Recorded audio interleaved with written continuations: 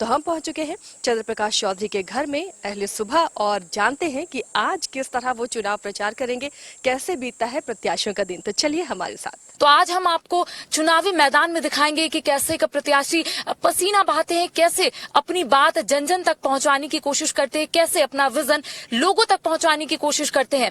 आज हमारे साथ इसी पर चर्चा करने के लिए आजसू प्रत्याशी सीपी चौधरी मौजूद है, बातचीत करेंगे। हालांकि हम अपने दर्शकों को ये भी जानकारी दे दें कि गिरिडीह से ये सांसद भी है। बातचीत करेंगे कि सभी के मन में सिर्फ यही सवाल होता है कि जो भी प्रत्याशी चुनावी मैदान में जाते हैं किस तरीके से लोगों से मिलते हैं, कैसे बात करते हैं, कितनी कठिनाइयों का सामना उन्हें करना पड़ता है। देखिए, लोकसभा चुनाव है और पूर्व में भी यहाँ पर हम सांसद रहे हैं और अभी वर्तमान में भी हैं। और जो अभी चुनाव हो रहा है इसमें हम लोगों का भारतीय जनता पार्टी और आजसू पार्टी एनडीए की तरफ से उम्मीदवार बनाया गया और लोगों के बीच में चूंकि चुनाव है तो सभी लोगों का अपेक्षा रहता है कि हर गांव में, हर पंचायत में जाकर लोगों से मिले और जो काम हुआ है उसके बारे में हम भी लोगों को जानकारी देते हैं कि भाई 5 साल के दरमियान में कौन कौन सा काम क्षेत्र में हुआ है, रोड हुआ है, बिजली पानी का जो व्यवस्था है, नल जल योजना का जो व्यवस्था हुआ है, तो इन सारे चीज़ों को हम लोग जानकारी देते हैं। प्रधानमंत्री सड़क योजना के बारे में जो काम हुआ है इन सब चीज़ों को बताते हैं, साथ साथ उन लोगों की बात को भी सुनते हैं कि और भी कौन सा विकास का कार्य है जो अभी भी अधूरा पड़ा हुआ है। कहीं कहीं हम लोग को मिला कि पानी टंकी बना पानी, लेकिन सप्लाई सही से नहीं हो पाता है। जो छोटी छोटी चीज़ें हैं, जो बिजली व्यवस्था चरमराया हुआ है और कहीं कहीं रोड का भी समस्या आ रहा है कि यहाँ पर रोड नहीं बन पाया।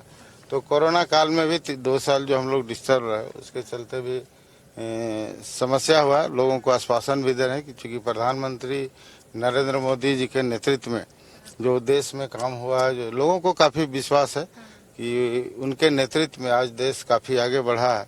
तो लोग पूर्ण रूप से चाहते हैं कि नरेंद्र मोदी फिर से प्रधानमंत्री बने। इसको लोग काफ़ी अपेक्षा भी करते हैं और जहाँ भी जाते हैं तो सभी लोग कि एनडीए का कार्यक्रम है, भाजपा आजसू का कार्यक्रम है, तो सभी लोग, महिलाएं सबसे ज़्यादा कार्यक्रम में उपस्थित हो रही हैं क्योंकि महिलाओं को भी काफ़ी विश्वास है। अभी प्रधानमंत्री जी ने महिलाओं के लिए आरक्षण भी लाया, आधी आबादी है तो उनको नौकरी में भी एमएलए एमपी भी अब बन सकती है। तो इस तरह से महिलाएं काफ़ी नरेंद्र मोदी से प्रभावित है और लोग मोदी जी को फिर से प्रधानमंत्री चाहते हैं। आप लगातार जनसंपर्क अभियान के तहत कई क्षेत्रों का भ्रमण कर रहे हैं, लोगों से मुलाकात कर रहे हैं, लोग जो है वो समस्या आपके समक्ष रखने की कोशिश करें। अब तक आपको क्या लगा, क्या क्या समस्या से यहाँ के लोग जूझ रहे हैं और किस तरीके से उसका निदान आप कीजिएगा? देखिए, झारखंड में जब से यहाँ पर हेमंत सोरेन का सरकार बना, जेएमएम कांग्रेस का सरकार बना, तब से राज्य की स्थिति काफ़ी चरमराया हुआ है। चाहे लॉ एंड ऑर्डर हो, लॉ एंड ऑर्डर की स्थिति ये है, और भ्रष्टाचार सबसे बड़ी चीज़ है। भ्रष्टाचार जो आज जितने भी अधिकारी हैं या कर्मचारी हैं, आप देख रहे होंगे थाना में या ब्लॉक में जिस प्रकार से दरोगा पैसा लेकर पोस्टिंग हो रहा है, बीडीओ सीओ पैसा लेकर पोस्टिंग हो रहा है, तो निश्चित है भ्रष्टाचार बढ़ेगा। क्योंकि कोई भी अधिकारी पैसा लेकर पोस्टिंग करता है तो आम जनता पर उसका प्रभाव पड़ता है। तो इसलिए जब से हेमंत सोरेन बना या कोई भी टेंडर होता है या कोई भी रोड बनता है तो अब देखते होंगे कि अभी आलमगीर आलम के यहाँ, ग्रामीण विकास मंत्री के यहाँ छापामारी हुआ, ईडी का रेड हुआ तो करोड़ों रुपया पाया गया नौकर के घर में। तो इस तरह से ईडी कार्रवाई भी कर रहा है। हेमंत सोरेन खुद जमीन घोटाला में जेल गए हैं। तो इस तरह से झारखंड को जिस प्रकार से लूटा गया, लोहा कोयला बालू पत्थर, इसको जनता बहुत नज़दीक से देख रहा है। इसलिए जनता आक्रोश में, और जनता यही चाह रही है कि देश को चलाने के लिए एक ईमानदार व्यक्ति की आवश्यकता है। और नरेंद्र मोदी जी का 10 वर्षों का कार्य लोगों ने देखा है पूरी ईमानदारी से, और आज तक उनको भ्रष्टाचार का कोई आरोप नहीं लगा है और काफ़ी ईमानदारी और मेहनत से काम किया। इसलिए सभी लोगों का यह विश्वास है कि देश को नरेंद्र मोदी ही चला सकते हैं, दूसरा कोई विकल्प नहीं। 5 सालों तक आपको क्या लगता है कितना विकास हुआ है गिरिडीह में, और अगर आप जीत कर आते हैं तो और किस तरीके से कार्य कीजिएगा? क्योंकि जितने भी दर्शक हैं उनके मन में यही सवाल होता है कि जो भी जीत कर आएंगे वो किस तरीके से कार्य करेंगे। आप 5 साल यहाँ पर बिताए हैं, आपको बखूबी से पता होगा कि आखिर यहाँ पर कितना कार्य हुआ है और कितना बाकी है। देखिए, गिरिडीह लोकसभा क्षेत्र आकांक्षी जिला है, पिछड़ा जिला में आता है। और देश में 126 जिले ऐसे हैं पूरे देश में जो पिछड़ा हुआ था, उसमें गिरिडीह भी आता है। और जिस समय 2018 में गिरिडीह जिला 108वें पायदान पर था, 126 में 108वें पायदान पर था। विकास के मामले में कितना पिछड़ा हुआ था, लेकिन लगातार हमारे द्वारा मेहनत किया गया। चूंकि यह नीति आयोग का रिपोर्ट है जो विकास का पैमाना तय करता है, तो हम लोग यहाँ पे 108 से लगातार मेहनत करके आज गिरिडीह जिला योजना नीति आयोग का रिपोर्ट के हिसाब से हम तीसरे नंबर पर खड़ा। तो इसलिए विकास का काम हुआ है और हम आज तीसरे पायदान पर खड़ा। आने वाले समय में मेरा पूरा मेहनत रहेगा, जो आने वाला कार्यकाल जो रहेगा उसमें हम गिरिडीह को पहले नंबर 1 पर लाएंगे। यह मेरा संकल्प है और मैं लोगों को यह आश्वासन भी दे रहा हूँ। नल जल योजना के तहत भी काफी काम हुआ है, लगभग 75% जगहों पर काम हुआ। लेकिन कहीं कहीं जा रहे हैं तो गर्मी का दिन है तो वहाँ पर वाटर लेवल नीचे चला गया है। अभी जिस गांव से आ रहे हैं आप समझिए कि वहाँ पर बगल में पत्थर का माइंस है, पत्थर का माइंस से खत्म हो गया है, तो अगल बगल क्षेत्र में वाटर लेवल जो है काफी नीचे चला गया, तो जिससे पानी का लेयर चला गया। तो लोगों का अभी जहाँ भी जा रहे हैं चुनाव में, तो सभी लोगों का सबसे पहला डिमांड है कि पानी, हम लोग के पास कमी है, पानी नहीं है, पानी कैसे होगा। तो मैंने लोगों को आश्वस्त किया है कि प्रधानमंत्री का नल जल योजना जो अभी 25% बाकी है, तो मैं अपने खुद अनुशंसा करूंगा और वैसे लोगों को शुद्ध पेयजल पिलाने की व्यवस्था करूंगा। झारखंड में अब तक जितने सीटों पर चुनाव हुए हैं उसमें जो वोटिंग प्रतिशत है वो बहुत कम है, तो ऐसे में आपकी ओर से क्या कुछ प्रयास किए जा रहे हैं ताकि वोटिंग प्रतिशत थोड़े बढ़ सके? हमारे यहाँ तो चूंकि पहला फेज में वोटिंग प्रतिशत कम हुआ था, लेकिन अभी जो छठा में हुआ है, 20 तारीख को जो चुनाव हुआ है उसमें हजारीबाग है, कोडरमा, इसमें काफी प्रतिशत बढ़ा है। हमको लगता है 65% के आसपास हुआ है। तो हमारा प्रयास है, आज प्रचार प्रसार में भी हम लोग जाते हैं तो लोगों से हम लोग यही आग्रह भी करते हैं कि भाई वोटिंग आपका अधिकार है, सभी लोग अपना वोट का प्रयोग करें, क्योंकि आपका एक एक वोट से देश का भविष्य तय होगा, देश का प्रधानमंत्री चुना जाएगा।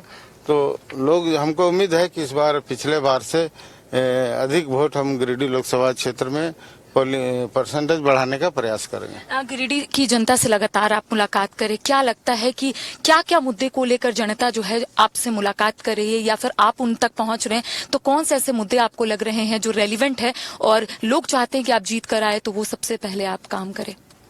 देखिए, सबसे ज्यादा विकास का काम तो हमेशा होते रहता है। रोड बनेगा, फिर 5 साल फिर खराब होता है, फिर बनता है, तो ये प्रक्रिया है, चलता रहेगा। लेकिन सबसे बड़ी चीज है कि लॉ एंड ऑर्डर, आज जो लॉ एंड ऑर्डर की जो स्थिति है पूरे झारखंड में आप देख रहे हैं कि दिन दहाड़े हत्या हो रहा है, दिन दहाड़े लूट हो रहा है, तो और कोयला, लोहा, बालू, पत्थर जो चोरी हो रहा है, पुलिस उस पर और सरकार भी मिली भगत है। बिना प्रशासन का मिली भगत का कोई चोरी हो जाए ऐसा नहीं हो सकता।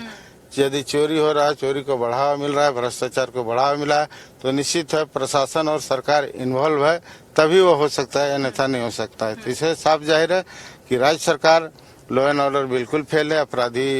अपराधियों का इतना मनोबल बढ़ा हुआ है कि लोग दिन दहाड़े कहीं भी गोली चला रहे हैं, कहीं भी कोई भी घटना हो जा रहा है, लेकिन पुलिस उस पर कार्रवाई नहीं कर पा रही। गर्मी बढ़ती नजर आ रही है और ऐसे में लगातार आप लोगों से मुलाकात करें, अपने आप को हाइड्रेट कैसे रखते हैं आप? क्योंकि ये भी सवाल होते हैं कि जो भी जनप्रतिनिधि होते हैं या फिर जो भी प्रत्याशी होते हैं चुनावी मैदान में जाते हैं तो क्या खाते हैं, कैसे अपने आप को हाइड्रेट रखते हैं? क्योंकि सुबह कोई टाइमिंग नहीं रहता है प्रत्याशी का बाहर जाने का और आपका भी कोई टाइमिंग नहीं होगा, तो सुबह क्या करते हैं, किस तरीके से हाइड्रेट रखते हैं खुद को?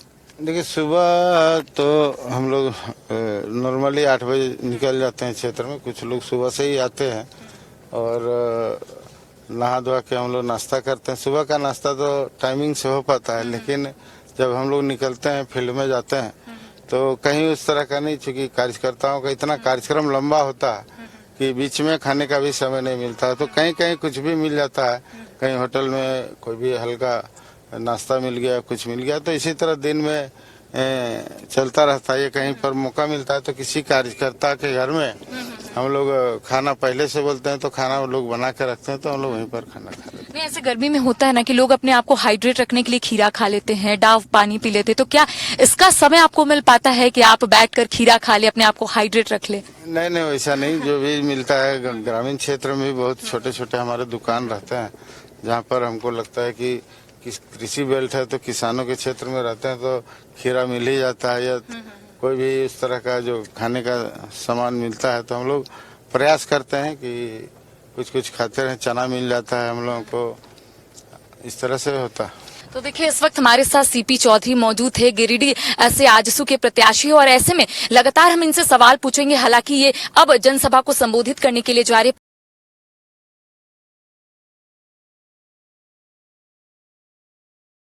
डुमरी प्रखंड के कोरियाडी में मौजूद है और यहाँ की जनता से जानेंगे कि आखिर यहाँ की जनता इस बार किसे अपना आशीर्वाद देगी। लेकिन इससे पहले हम अपने दर्शकों को बता दें कि आज आजसू प्रत्याशी गिरिडीह से सीपी चौधरी जनसभा को संबोधित कर रहे हैं, और ऐसे में हम कई लोग से जानेंगे कि आखिर वो लोग इस बार अपना किसे आशीर्वाद जो है वो देंगे। बातचीत करेंगे कि इस बार किसे अपना आशीर्वाद देना है। केला छाप में क्या लगता है कौन सा मुद्दा आजसू का पसंद आ रहा है लोगों को?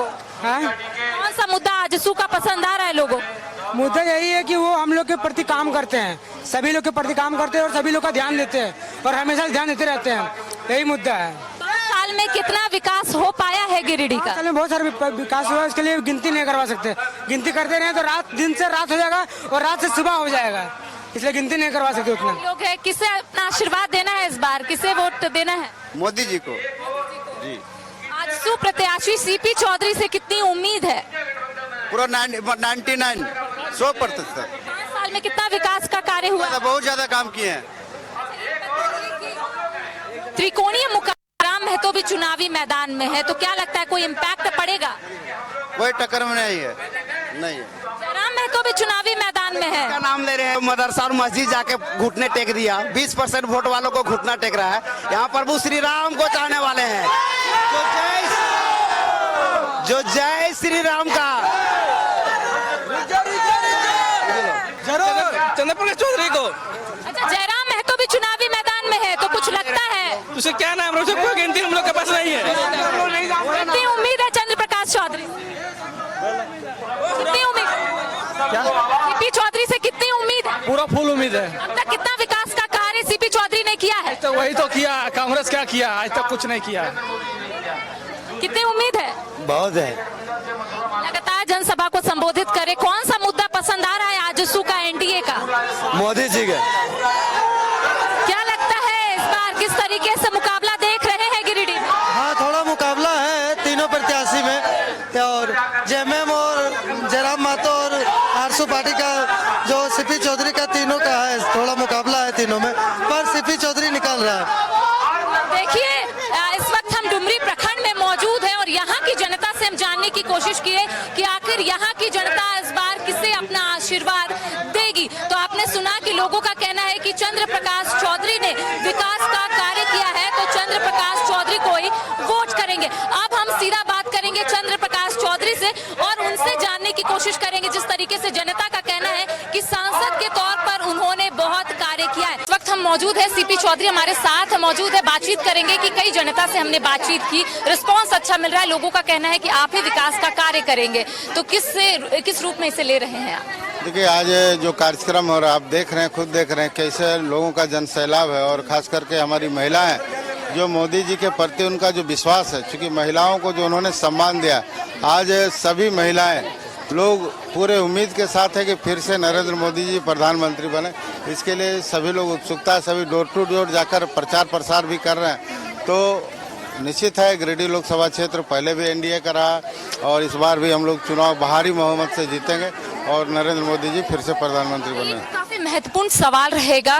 लोगों का कहना है कि 5 साल तक आप किसी से मिले नहीं और कई लोग अलग अलग परसेप्शन बना रहे, तो हम चाहते हैं कि आपका एक रिएक्शन आ जाए इस पर। देखिए, ऐसा कुछ नहीं, लोग विरोधी लोग इस तरह का माहौल बनाने का लोग प्रयास कर रहा है, लेकिन जब भी जहाँ भी हुआ, मैं इसी जगह पर कम से कम 4 बार मैं यहाँ पर आया हूँ, सभा किया हूँ, मीटिंग किया हूँ, तो कई लोग हैं इस तरह का विरोधी लोग होते हैं, माहौल बनाने का प्रयास करते हैं, लेकिन ऐसा कुछ नहीं। जब भी लोग बुलाएं, चाहे धार्मिक कार्यक्रम हो, सामाजिक कार्यक्रम हो या रोड का शिलान्यास उद्घाटन का कार्यक्रम हो, तो हमेशा हम उपस्थित हुए। और आगे जो शिकायत कर रहे हैं वैसे लोगों से भी हम कहेंगे जो विकास का काम हुआ है उसको भी देखें। विकास का काम को छिपाने के लिए वो लोग इस तरह का बोलते हैं। जो उपलब्धि है हमारा, उस उपलब्धि को उन लोगों को लग रहा है कि यदि उपलब्धि गिनाएंगे तो हम लोगों को लोग इस तरह से प्यार नहीं करेंगे, लोग इस तरह से नकारेंगे, इसलिए लोग यह छिपाने के लिए इस तरह का लोग आरोप लगाते हैं। लेकिन जो विकास का काम हुआ कांची जिला में, हम लोग आज जिस समय 108 नंबर में थे, अभी हम लोग तीसरे पायदान पर गिरिडीह लोकसभा, इसलिए हमारी उपलब्धि है।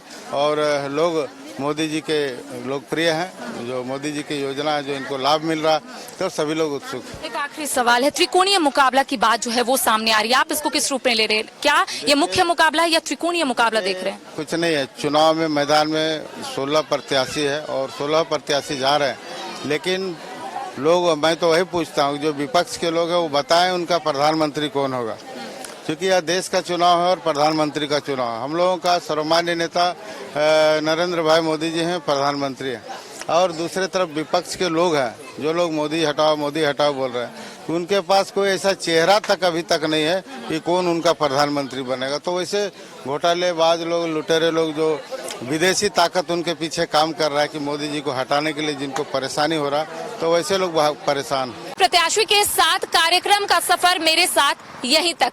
आज मैं पूरे दिन गिरिडीह से आजसू प्रत्याशी सीपी चौधरी के साथ ही मैं जानने और समझने की कोशिश कर रही थी कि आखिर एक प्रत्याशी कैसे चुनावी मैदान में पसीना बहाते हैं और अपना विजन जनता के समक्ष रखने की कोशिश करते हैं। इसी तरीके से और भी प्रत्याशियों से हम जुड़ेंगे, उनसे हम जानने और समझने की कोशिश करेंगे कि आखिर वो लोग कैसे चुनावी मैदान में अपना विजन जनता के समक्ष रखने की कोशिश करते हैं। फिलहाल कैमरा सहयोगी तापेश के साथ मैं करिश्मा सिन्हा, न्यूज़ बाइस्कोप, गिरिडीह।